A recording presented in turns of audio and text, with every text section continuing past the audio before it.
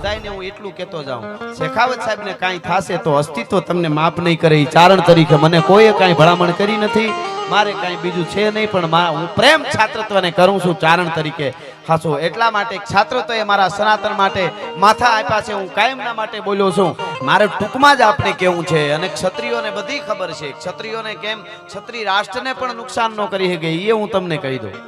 તમારી તાકાતથી તમે લડો એ હોવું જોઈએ. હકના માટે તો જાતા પોતા બાપુ કી જમી અને કરે નહીં પરાક્રમ કોઈ, તો એની જણનારી ભારે મુઈ એને ઉપાડ્યો 9 માસ.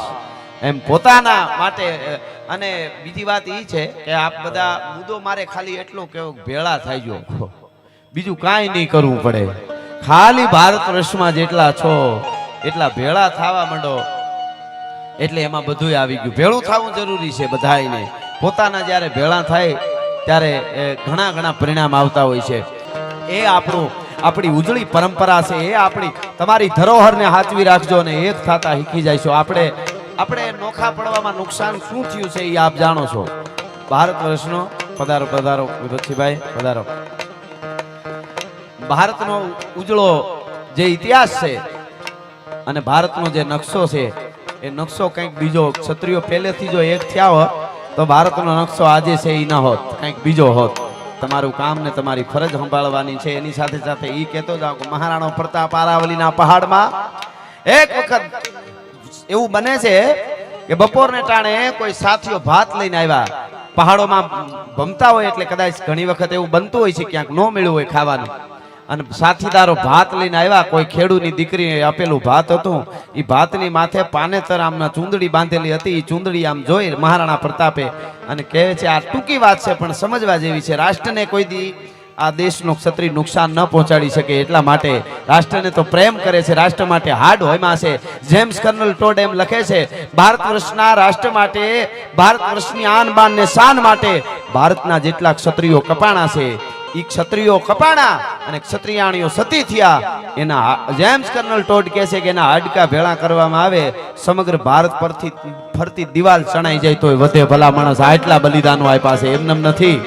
જાહેરમાં કાયમ બોલ્યો છું. ગઈ રાતે મેં પ્રોગ્રામમાં કીધું હતું કે કોઈ હિન્દુ તરીકે આપણને ગૌરવ હોય કે ભાઈ ગૌરવ છે હું એનો હોવું જ જોઈએ, સનાતન તરીકે ગૌરવ હોય તો બધાયને માટે હું કાયમ બોલ્યો છું કે તમને એમ લાગતું હોય કે હું હિન્દુ છું ને એનો મને ગૌરવ છે 18 વર્ણ માટે, તો તમે એવો વેમ કોઈ દી મગજમાં હોય તો કાઢી નાખજો કે પ્રકૃતિનો નિયમ છે એટલે 100 કરોડથી વધારે હિન્દુ આજે જીવે છે. પ્રકૃતિનો નિયમ છે કે 1 ના 2, 2 ના 4, 4 ના 8, 8 ના 16, 32, 66 એમ થતા ગયા. આપણે 100 કરોડ જેટલા થઈ ગયા દુનિયામાં ભારતને, બરોબર? એવો વેમ મેં કીધું હોય તો કાઢી નાખજો. 1000 વર્ષ સુધી મારા દેશના સુરીરોએ ધગધગતા લોહી રેડ્યા છે ને એટલે આટલે 100 કરોડ હિન્દુ છે ભારત અને દુનિયાની માલિકો. એમને નથી, એ એટલી જ હકીકત વાત છે. એટલે એ વાત મહારાણા પ્રતાપ હું વાત ઈ કરતો હતો કે ભાત આવ્યું ને પાનેતર જોયું, રાણાને આંખમાંથી આહુડા પડી ગયા. સાથીઓએ કીધું કે આવું કેમ કરો તો કે ભાત કોઈ પરણેતર ખેડૂની બાઈનું છે કે હા, પણ એને હરખથી આપ્યું કે એને તો ખબર હોય કે રાણાના માણસો છે, અમારો બાપ મહારાણો પ્રતાપ ખાય એનો આનંદ હોય, પણ આ ભાત એને પાછું દઈ આવો. કા તો કે આ ભાત તમે લઈ આવ્યા એટલે બાઈ બીજું ભાત લેવા જાહે. ખેડૂત એટલી ઘડી ભૂખો રહે, એટલી ઘડી હાથી ઓછું આંકશે, એટલી ઘડી હાથી ઓછું આંકશે તો એટલી ઉપજ ઓછી આવશે, એટલી ઉપજ ઓછી આવશે તો મારું રાષ્ટ્ર ઊભું નહીં થાય. હું રાષ્ટ્રને ઊભું કરવા માટે નીકળ્યો, રાષ્ટ્રને તોડવા માટે નથી નીકળ્યો. એ ભારત વર્ષના ક્ષત્રિયોનો સંદેશો હોઈ શકે. પણ સાચી જે હકની માંગ છે, સાલિયાણા કોણે બંધ કર્યા હોય એને ન ભૂલતા, એ હું અહીંથી કહી દઉં તમને. મારા માટે હું કોઈ પાર્ટીનો નથી, પણ વલ્લભભાઈ પટેલે ક્ષત્રિયો માટે સાલિયાણા શરૂ કર્યા હતા પૂરેપૂરા એના હકમાં. અને વલ્લભભાઈ પટેલ શું છે, હું જો સાચું છું, ચારણ છું, સાચું કહેવા માટે આવ્યું. વલ્લભભાઈ પટેલ શું હતા, એ ભાવનગર મહારાજ અને જામનગર જામ સાહેબ બે એના વિશે બોલ્યા છે. એની બેની મિત્રતા એમની કેવી હતી એ વાંચી લેજો, એટલે કોઈને એમ ન થાય કે રજવાડા લઈ લીધા છે. હા, લઈ લેવા. આજે બુલેટ નો આસકી હગાતું હોય તો તેથી કેવી રીતે લઈ હગાય, પણ એનો પ્રેમ કેવો હતો એને ખબર હતી કે વલ્લભભાઈ પટેલ રાષ્ટ્રપુરુષ, રાષ્ટ્રનો કેટલો પ્રેમ છે. અને વલ્લભભાઈ પટેલને ખબર હતી કે આ ક્ષત્રિયો રાષ્ટ્રના માટે લોહી રેડી દે, પ્રાણ આપી દે, એ મને ના નહીં પાડે, એને ખબર હતી. કહેવાનો અર્થ મારો એ છે. અને એને ઘણું ઘણું વલ્લભભાઈ રાખ્યું હતું સાલિયાણાથી, અને એ કોણે બંધ કર્યા એને ન ભૂલતા. મારે એટલું કેવું, તમે ગોતજો ન જડે મારી પાસે આવજો. હા, એ વાત હકીકત છે, ઈ ન ભૂલાય. એટલે કહેવાનો મારે ટૂંકમાં કેવું છે, વધારે કાંઈ નહીં કહું, એટલું જ કહીશ, એક થતા રહ્યો એટલે બધું એની રીતે થાય. હું તમને એક દાખલો આપું. હું ગીરમાંથી આવું છું. ગીરમાં હું નાનો હતો ત્યારે ભેહું ચારી છે. આવા 2-3 દાખલામાં બધું. આમાં શું છે, ભાતનો મોટો ટોપ સડતો હોય, આખો ભાતનો ટોપ રાઈસ સડતી હોય મોટા રહોડા મોટા ટોપમાં. તો એ પાકી ગયું કે નહીં ચાખવા આમ જરીક જ સમસીમ સડાવીને આમ જોવું પડે. આખો કાંઈ બધું પાક્યું કે નહીં હાથ ન નાખવા પડે પાકી ગયું છે કે નહીં. એમ ટૂંકમાં હું અહીં કહેવા આવ્યો છું. બાકી બધું શેખાવત સાહેબ અને બધા કહે. સાહેબને ખબર છે કે મારે પાછો કાર્યક્રમ છે 9 પહેલા શરૂ કરવાનો છે. પણ મારે કહેવાનું એ છે અહીંયાથી તમને, હું ગીરમાં હતો ત્યારે શેખાવત સાહેબ બેલાડ 1-2 હાવજ ભેળા રખડે ને બેલાડ કહેવાય. એકલ હોય ને એકલ કહેવાય, એકલો હોય ને એક ત્રેખડો એટલે 3 હાવજ. બસ 5 હોય ને તો અમે ટોળા કહેતા. ક્યારેક કોક દી હોય 5, નકર હોય જ નહીં. 2 સિંહણો ને 2 બચ્ચા ને 1 સિંહ એમ કરીને 5 હોય.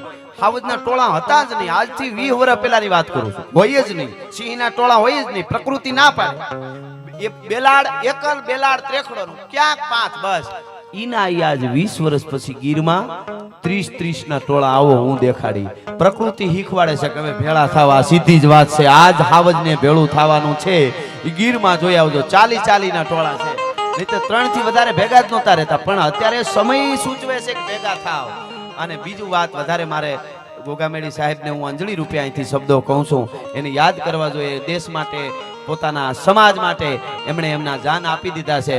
એમ વધારે નથી કહેતો, મારા મિત્ર છે એટલે નથી કહેતો શેખાવત સાહેબ માટે. આ બધાને હું એટલું કહેતો જાઉં, શેખાવત સાહેબને કાંઈ થશે તો અસ્તિત્વ તમને માફ નહીં કરે. ચારણ તરીકે મને કોઈએ કાંઈ ભલામણ કરી નથી. મારે કાંઈ બીજું છે નહીં. પણ હું પ્રેમ છાત્રત્વને કરું છું ચારણ તરીકે. હાસો એટલા માટે છાત્રત્વએ મારા સનાતન માટે માથા આપ્યા છે. હું કાયમના માટે બોલ્યો છું. જ્યાં કુતુબ મિનાર, લાલ કિલ્લો ને તાજમહેલ આપણી ધરોહર કહીને સીધું પૂરું કરી દીધું હતું. એટલે હું કાયમના માટે હું મારા પ્રોગ્રામમાં કહું છું. આપને ખબર છે કે પ્રેમની વાતો, પ્રેમની નિશાની તમે તાજમહેલને કહેતા હો તો એ નથી.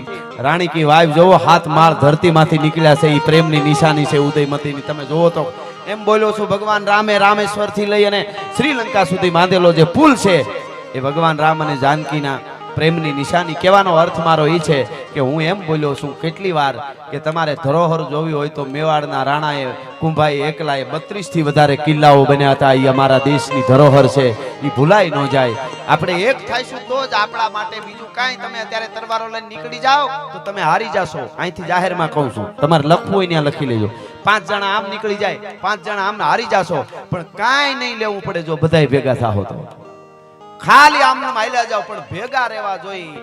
આપણે પહેલેથી એક જ વસ્તુ હું ચારણ તરીકે તમને કહું, રાજપૂતોની પાસે ખુમારી છે, શૌર્ય છે, બુદ્ધિ છે, બધુંય છે. પણ આપણે આપણાને મુખી નો સ્વીકારી શકાય. આટલો એક વાંધો છે. મારો આગળ આવ્યો હોય તો ઈ એક પ્રમુખ તો હું કેમ નહીં, હું રાજપૂત છું. ફલાણા ઈ પ્રમુખ તો હું નહીં. એક મામા એક આપણો આગળ વધ્યો તો એની હારે જોડાઈ જાઓ. એથી વધારે કાંઈ નહીં. તમે કૂતરું સામું આવતું હોય તો પાણાનો ઘા કરો તો ભાગી જાય. સિંહ ગાગીરમાં ભાગી જાય. માલધારી ઘણી વાર હાવ ધોડ્યો આવતો હોય શિકાર કરવાનો, પાણો મારે સિંહ પાછો વળી જાય. ઈનો એ પાણો ઓલી મધનું સોટ્યું હોય, મોટી માખી વાળું વડલામાં બેઠું હોય, એને માર્યું હોય શું થાય? કોને ભાગવું પડે? આપણે. સિંહ કેવડો ને માખી કેવડી એક થઈ જાવ એટલે તાકાત નથી કોઈ પાણાનો ઘા કરી શકે. બસ એટલું કહેવા માટે આવ્યો છું. એટલા માટે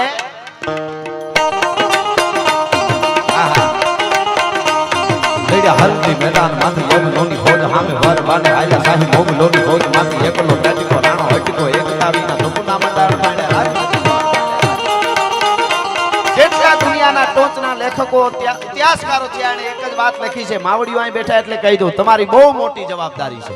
કોક દી સિત્તોડના સાકાને વાંચો, આપણને પાપ લાગશે. નકરા નીહરી પડીશું અને દીકરીઓ ક્ષત્રિયોની આમ ત્રાહન વાંગા મોઢા કરી અને 30 સેકન્ડની રીલું બનાવે તો એ તમારું શક્તિ પ્રદર્શન નથી, તમારી કઠણાઈ છે. હું જાહેરમાં કહું છું અહીંયાથી.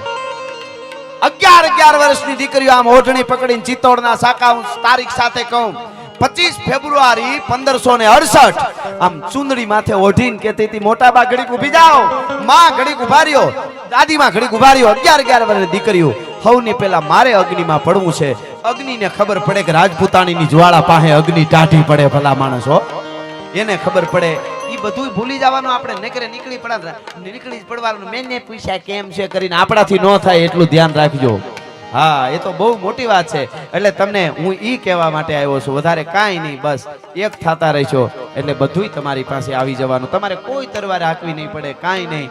આપણો ક્યાંક આગળ હાલતો હોય વધારે વાતો મારે નથી કરવી પણ શેખાવત સાહેબ રાતને દી હુતા નથી કોણ એને આપી દેવાનું છે એના ઘરે એના દીકરાને એમના પરિવારને જે એમનો પરિવાર છે એને કોઈ પૂછવા આવે ન આવે એનું કાંઈ નક્કી નહીં પણ એને ખબર છે ક્ષત્રિયનો દીકરો અને એક ફોજી છું વતન માટે જાન આપું સમાજ માટે જાન આપું એના માટે નીકળ્યો છો મરદ જો પાસા ડગલા ભરે તો મરદની માતા લાજી મરે સીમાડે ભારતને કોઈ સડે અને ધરા શીશો ધરે મરે પણ ખેદને મૂકે ભાગે નહીં સો લરે સુરબદ કદી ન ચૂકે નિરાધાર કો દેખ દિએ આધાર આપ બલ અડગ બચન ઉચ્ચાર સ્નેહ में કરે નહીં છલ છત્રીનો દીકરો એકવાર પકડી લે અને મૂકે નહીં પછી હા તું મારે ચરણે શું હવે અમારું કુળ આખું ભલે કુરબાન થઈ જાય હવે અમારાથી ના હા એટલે ઈ બીજી વાત એનું ચારિત્ર પણ ઉજળું હોવું જોઈએ એક નદીના કાંઠે ક્ષત્રિયનો દીકરો આમ આમ હથિયારને ધાર કાઢતો હતો ને એક છોકરી આવીને કીધું હું તને પ્રેમ કરું છું છોકરી આવી સાંભળજો રામાયણની વાત કરું છું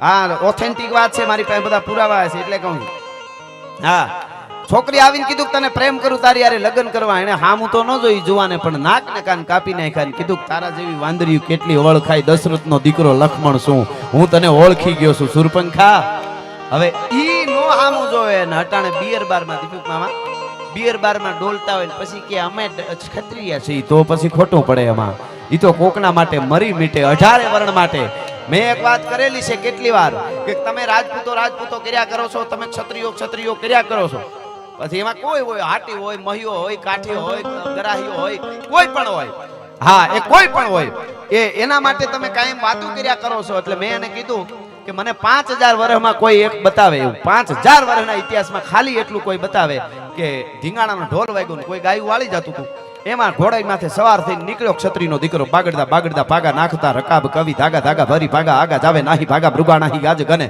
તોપ કા ગણા તરી બાગા હાથ જાયતા તો રીજા રાગા રવે નાજા ખરા ગપે રાજ ગને રૂમા દુમા ઠુમા તરી ખેડા જેમ રમે તળપે ઘટાકે માથે જાણે છૂટા તીર ઈ ઘોડની છૂટીને કોકે આડો આવીને કીધું ક્યાં જાવ છો દરબાર તો કે ગાયું કોક વાળી જાય છે એટલે વારે જાઉં છું દુશ્મનોને મારવા અરે પણ ઈ ગાયું તો પટેલની છે ઈ તો ચૌધરીની ગાયું છે ઈ ગાયું તો દેવી પૂજકની છે ગઢવીની છે પ્રજાપતિની છે તમારી ગાયું નથી એવું છે હા ઓય મને એમ કે મારી ગાયું વાળી ગયા એમ કરીને ઘોડી પાછી વાળી લીધી ક્ષત્રિયના દીકરાએ એવું 5000 વર્ષમાં એકેય ઇતિહાસ ક્યાંય બન્યો હોય તો કેજો આનું બોલવાનું બંધ કરી દે ભલા માણસ ઈ વાત નથી વાર કરજો ધણી કોઈ હોતો ધણી પ્રજાના સૂરનો થાય ફેટો કાળજા વેરતો હાદજ્યા હાંભળે કેમ બેહી રહે ક્ષત્રિય બેટો